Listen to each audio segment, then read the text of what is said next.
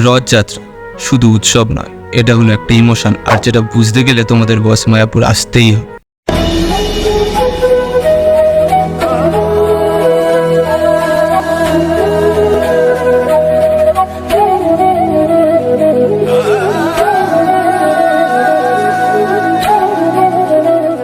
তাহলে চলো শুরু করা যাক। সেই জন্য সকালবেলায় বেরিয়ে পড়লাম মায়াপুরের উদ্দেশ্যে।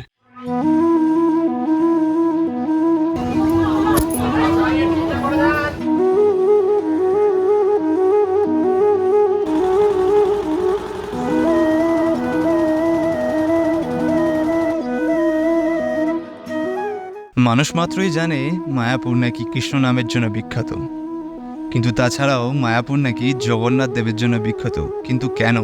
হরে কৃষ্ণ। এই স্থান হচ্ছে রাজাপুর জগন্নাথ মন্দির, অভিন্ন জগন্নাথ পুরী। এই জগন্নাথ পুরী থেকে এসেছিলেন যখন রক্ত অসুর যখন তিনি আক্রমণ করেছেন পুরীতে, তখন এই জগন্নাথ এখান থেকে পুরীর পাণ্ডারা তারা নিয়ে আসেন এখানে 1 মাস যাবত তারা জগন্নাথকে নিয়ে আসতে লাগে এবং তারা এখানে পূজা অর্চনা করেছিলেন। এবং এইভাবে জগন্নাথের পূজা অর্চনা এখন চলছে বিভিন্ন শবরের মাধ্যমে। পাশে আমরা সরডাঙ্গা রয়েছে, যখন শবরে থাকতেন তাদের সমস্ত জেনারেশন লুপ্ত হয়ে যায়।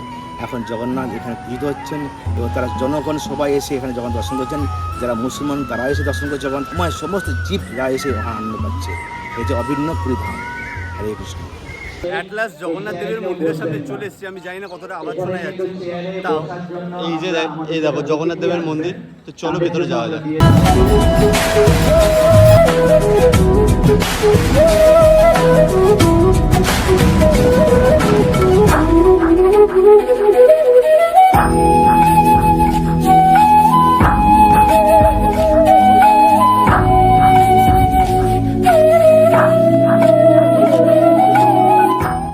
এবার কিন্তু জগন্নাথ দেবের রথে ওঠার পালা।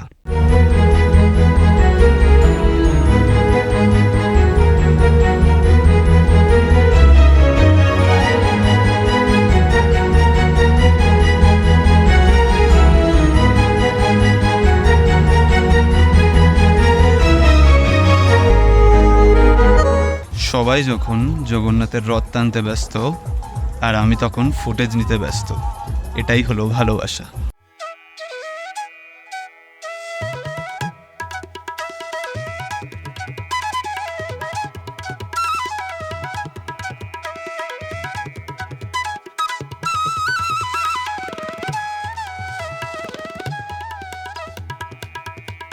কিছু তো আছে এই জায়গাটার মধ্যে, যার জন্য দূর দূরান্ত থেকে মানুষ ছুটে আসে একবার জগন্নাথ দেবের দর্শন করতে। আর একটু চোখ ঘোরালেই দেখা যায় 8 থেকে 80 সবাই যেন তপ্ত গরমে দাঁড়িয়ে আছে একবার রথ টানবে বলে।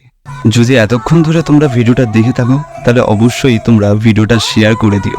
আর এরপরে এখনো অনেক নতুন নতুন ভিডিও আসা বাকি।